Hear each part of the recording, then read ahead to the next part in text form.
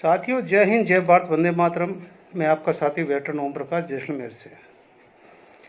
मैंने अभी एक पोस्ट पढ़ी जो मुझे किसी साथी ने भेजी, एयर वेटरन वीआर के किशोर बाला साहब की। बहुत अच्छी लिखी, एकता के लिए लिखी, और मैं उस पोस्ट को सहमति भी देता हूँ।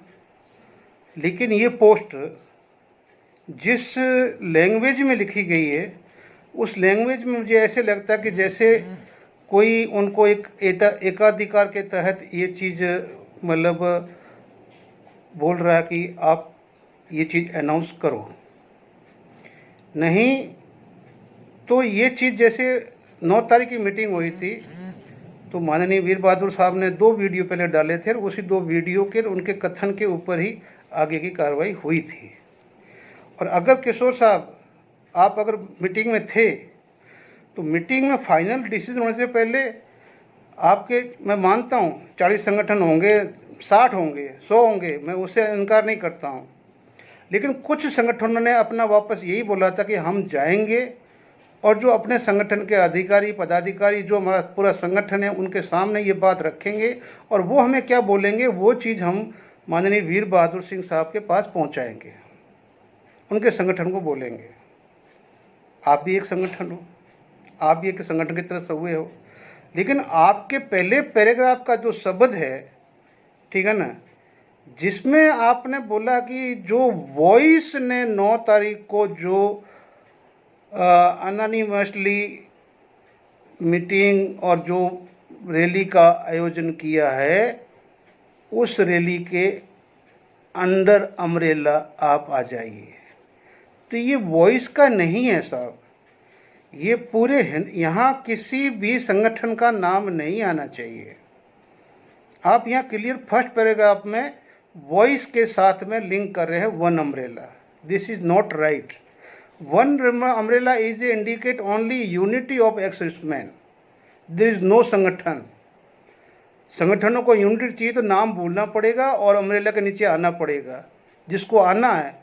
एक्समैन अभी मैं मानता हूँ सब जागृत हो गए हैं अभी, और मैंने अपने पिछले वीडियो में ही बोला है कि भाई अगर 35 लाख है तो 35 लाख सोचो कि भी एक वीर बहादुर साहब के पीछे हैं, या अर्जुन सिंह साहब के पीछे हैं, या हरबाल के या साबका के पीछे हैं, तो ये बहुत बड़ी गलतफहमी हो गई इन सभी को।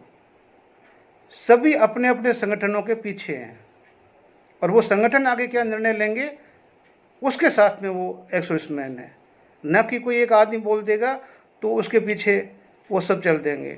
अगर वाकई हमें कुछ करना है तो ऐसे भ्रमजाल में मत फंसाओ। यहाँ क्वेश्चन मार्क उठता है वीर बहादुर सिंह साहब को। जब ये पोस्ट आई मीडिया में या सोशल मीडिया में या ग्रुप्स के अंदर, तो उनको इसको सुधार करना चाहिए था कि भाई डायरेक्टली आप 27 तारीख अनाउंस मत करो, क्योंकि हमने बात कर रखी है कि अभी हमने 1 हफ्ते के बाद में क्या करना है। हमने मतलब एक वर्चुअल मीटिंग करनी है, 10 दिन के बाद हमने फिजिकल मीटिंग बुलानी है सभी की, उसके बाद में हमने एक कॉमन मिनिमम प्रोग्राम बना के सर्वसम्मति से एक निर्णय लेके और फिर हमने अनाउंस करना है। ये बात हुई कि नहीं हुई वहाँ पे? मैंने भी सबसे वेरीफाई किया, मैं तो वहाँ नहीं था। तो जब ये सारे स्टेप बाय स्टेप काम होने वाले थे ही नहीं, और उससे पहले अभी आपने सब कुछ ही एकदम से ये अनाउंस कर दिया है, तो या तो मैं मान लूँ कि भी ये आपने किया वही वीर बहादुर सिंह साहब ने किया है, और या वीर बहादुर सिंह साहब को अगर करना है तो साहब आपके कहने से अगर संगठन सारे आ गए तो अभी आपको शक क्या रह गया है? आप अपना स्टेप बाय स्टेप जो आपने बोला अपने मुंह से वो करो ना, वो कीजिए सब साथ में। एकता से पीछे जो मुड़ेगा वो सैनिक संगठन है ही नहीं, वो व्यक्तिगत संगठन है, और अपने पकोड़े के लिए या अपना जो बोलते ना चंदा, जो समझ लो जेब बड़ा, वो अपने अपने काम कर रहे हैं, बस एक्समैन को उल्लू बना रहे हैं। जो एक्समैन के हिमायती है वो एकता से पीछे नहीं हटेंगे। लेकिन ये मतलब भ्रमित करता है, ये पोस्ट पूरी भ्रमित करती है, ठीक है ना। यहाँ वर्ड ये भी लिखा जा सकता था कि, ठीक है ना, under the umbrella of unity of ex-serviceman. समझिए बात को, आगे आपकी मर्जी है।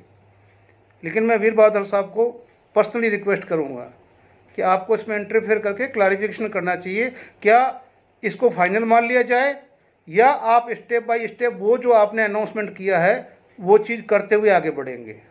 ये आपको सभी सैनिकों को क्लियर करना चाहिए, नहीं तो सब इस पोस्ट के बाद में भरमजाल में। क्यों कि साबका के आए थे वो साहब सूबेदार साहब, तो भाई अरबाल ने अपना प्रोग्राम डिक्लेयर कर दिया, वो अपना पूरे इंडिया में अपना सर्वे करवा रहा है, वो अपना कोर्ट जा रहा है, वो अपना कानून अमेंडमेंट कराएगा और सभी का अपना जो भी है वो उसने अपना रास्ता चूज कर लिया, ठीक है ना। वहाँ पर एक यूनाइटेड फ्रंट है पंजाब के अंदर जिसके मतलब खुद घोषल साहब सदस्य है, तो वो उस फ्रंट से मैंने जब बात की तो चलो वो हम मुझे यही बोले साहब मैं तो एकता के साथ में ही हूँ, मुझे मना नहीं किया उन्होंने, लेकिन अंदर से उनको भी ये भी था कि अगर वो बंदा जाके अगर फ्रंट को ही रिप्रेजेंट कर देता तो ये जो हमारे 20 संगठन है अपने आप रिप्रेजेंट हो जाते। जहाँ अकेला साहब का तरन तारण रिप्रेजेंट हुआ है वहाँ पर मेरे 20 संगठन रिप्रेजेंट हो जाते अगर वो बोलते कि मुझे मैं उसी अपना वहाँ से आया हूँ जॉइंट एक्शन कमेटी से जो हमारी बनी हुई है, जिसके अध्यक्ष ये साहब है, मैं नाम नहीं लूँगा। अब अरबाल ने अपना प्रोग्राम डिक्लेयर कर दिया कि मैं ये करना चाहता हूँ। अब क्या पता आगे उनका क्या प्रोग्राम है क्या नहीं है, हमें तो नहीं पता है। आपके पास क्या वापस आएगा फीडबैक मुझे नहीं पता। यहाँ मैं अभी लेता हूँ FEA की, क्योंकि FEA का मैं एक सदस्य हूँ। सदस्य होने के नाते आज मैं पहली बार माननीय अर्जुन सिंह साहब को बगैर कुछ पूछे बगैर कुछ बताए हाथ जोड़ के एक रिक्वेस्ट करना चाहता हूँ। आप हाँ कहो या ना कहो, आपने एक चीज़ पहले कही हुई है कि मैं संवैधानिक तरीके से अपना कॉरस्पॉन्डेंस के साथ में सरकार के साथ में अपना ये वार्तालाप करना चाहता हूँ, और हम लोग जा रहे हैं एकता के साथ में आंदोलन करने जंतर मंतर पे, संवैधानिक तरीके से जा रहे हैं उसमें भी। तो क्या आपको नहीं लगता कि आपने जो चिट्ठियां लिखी है केंद्र सरकार को, प्रधानमंत्री को, राष्ट्रपति को, रक्षा मंत्री को, आप इस आंदोलन में आने से पहले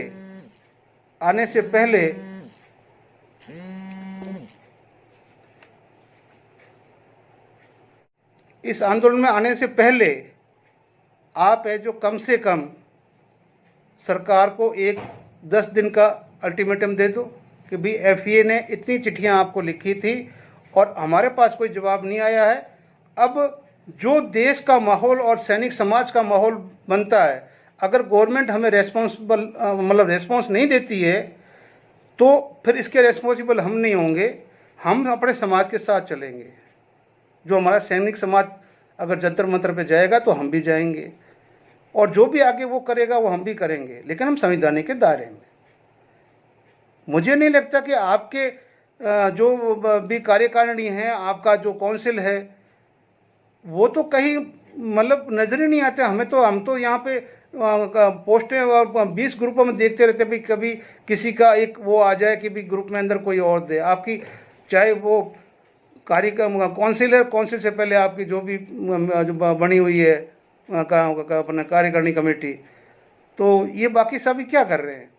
और इन सभी से भी हाथ जोड़ के रिक्वेस्ट करता हूँ कि जितने भी हम काउंसिल मेंबर बने हैं या जो जितने भी पद आपने ग्रहण किए हैं, साथियों याद रखना, आप लोगों को सबने, अर्जुन सिंह ने फॉर्म नहीं भरवाया था कि अर्जुन सिंह ने फॉर्म भर के आपको जितवाया था। आपने अपने फॉर्म खुद भरे थे और लोगों ने वोट करके आपको चुना है, और आपका जॉब 0/0 आ रहा है अगर एक सचिव का छोड़ दे तो। भले ही आपको मैं बुरा लगता हूँ, मुझे बुरा कहिए, मुझे मेरी जरूरत नहीं है, मत रखिए जरूरत, कोई जरूरत नहीं है मुझे FEA से आउट करवाना। आप अध्यक्ष साहब को बोलिए आउट करवाइए, उससे भी कोई फर्क नहीं पड़ता है। सच बोलने से कोई नहीं रोक सकता। जब जिस प्रधानमंत्री को हमने चुना है, वोट दिया है, उस प्रधानमंत्री को हम बोलने का अधिकार रखते हैं, तो फिर आप क्या हो भाई? आपको भी वोट दिया ना, और प्रधानमंत्री को वोट दिया, तो जब हम प्रधानमंत्री को बोल सकते हैं तो आप क्या हो? आपकी सारी की सारी एक्टिविटी 0/0 है, और FEA पूरा बैकफुट पे है। क्यों है? कि कार्यकारिणी और काउंसिल की वजह से? अकेला अर्जुन सिंह क्या तुम्हारा सभी का नौकर लगा हुआ कि जो हम बार बार अर्जुन सिंह को फोन करते रहे, साहब ये करो ये करो ये करो ये करो? क्या वो हमारा नौकर है जो करता रहेगा? फिर आप लोगों को किस लिए चुना है? आपका अपना कोई है भी नहीं।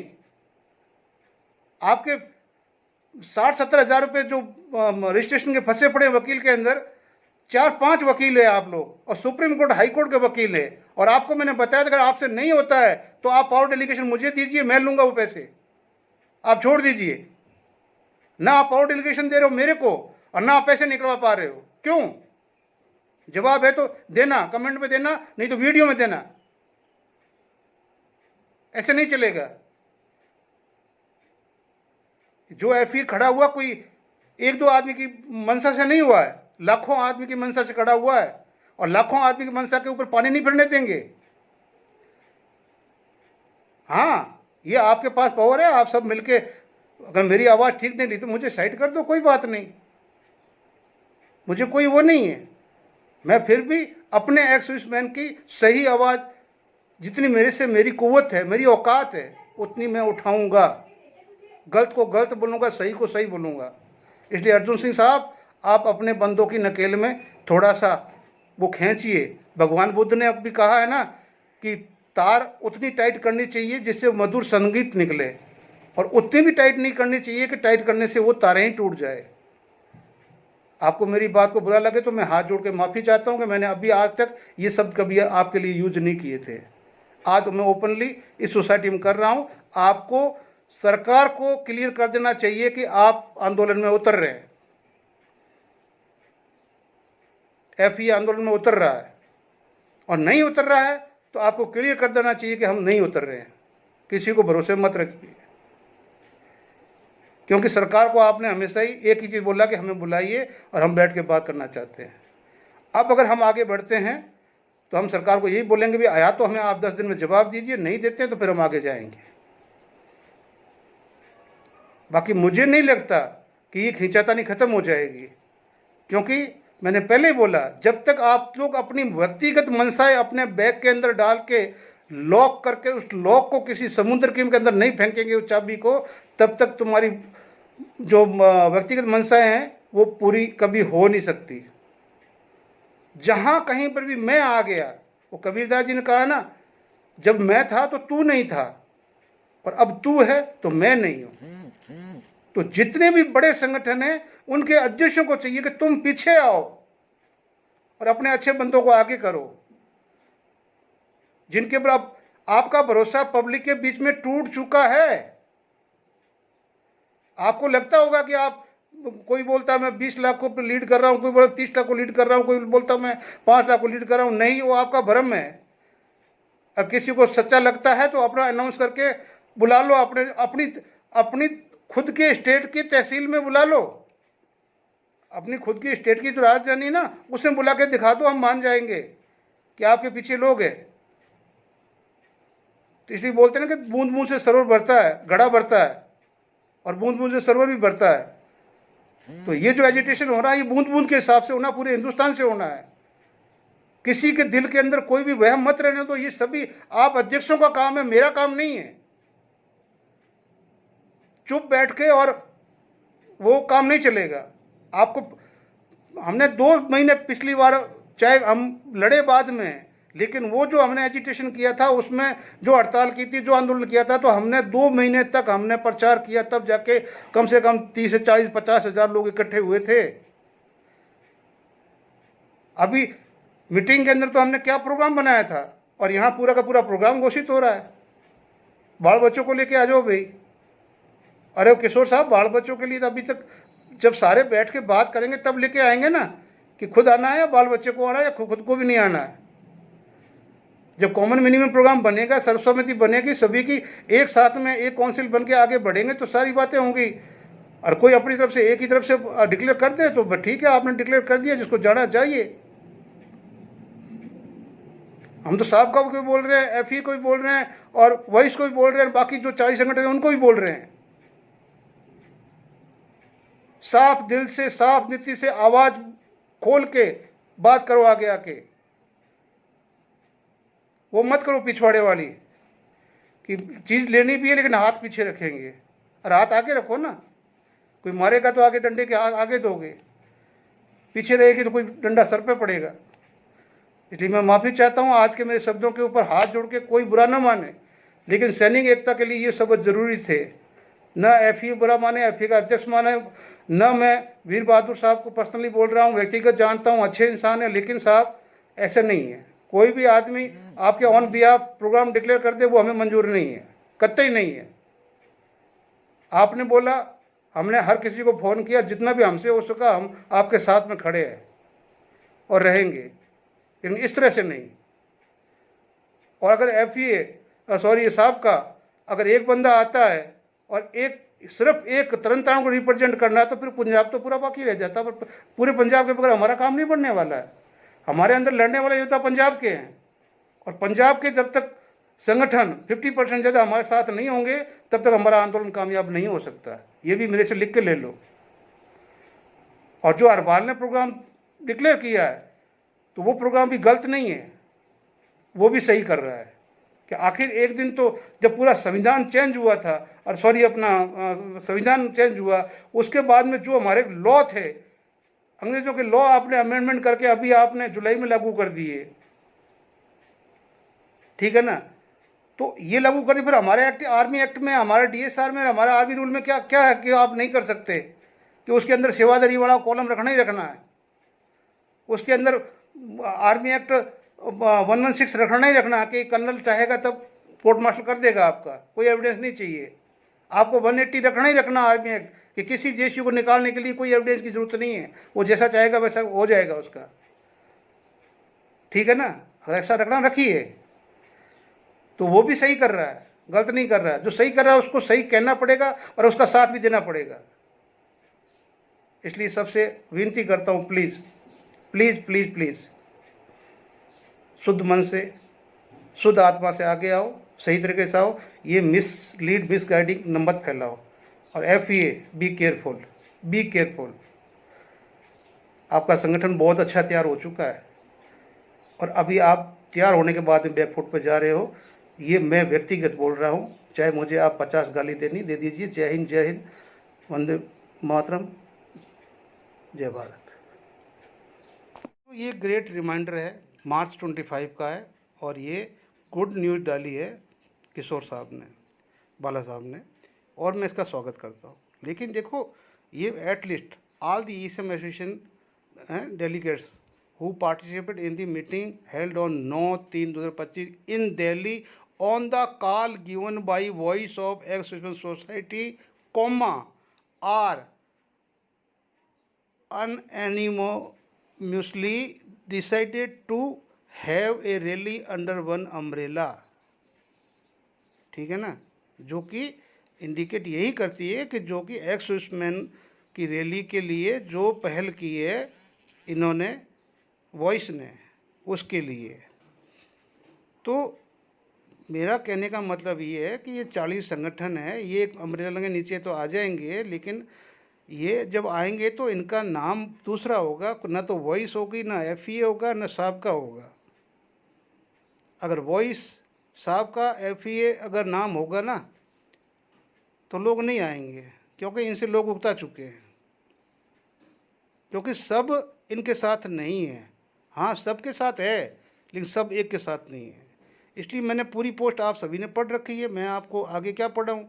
लेकिन फिर भी इन्होंने बाल बच्चे का सब कुछ ही इनमें इन्होंने पूरा सब कुछ बता दिया कि आपको कैसे भी टिकट भी बुक करवा दे इन। अब get your tickets booked in advance, that mean ये डिसीजन बाला साहब का नहीं है। अगर वो टिकट बुक कराने का ऑर्डर दे रहे हैं तो मैं उनका नहीं मान सकता कि ये बगैर मतलब वीर बहादुर साहब के कंसर्न किए बगैर ये पोस्ट डाल जाए। इसलिए मुझे माफ़ करें, जो सच है मुझे लगता है वो मैंने डाल दिया। अगर मैं गलत हूँ तो मुझे करेक्ट करें, मैं माफ़ी मांग लूँगा, आपके चरणों का पानी पी लूँगा। थैंक यू, जय हिंद, जय भारत, वंदे मातरम।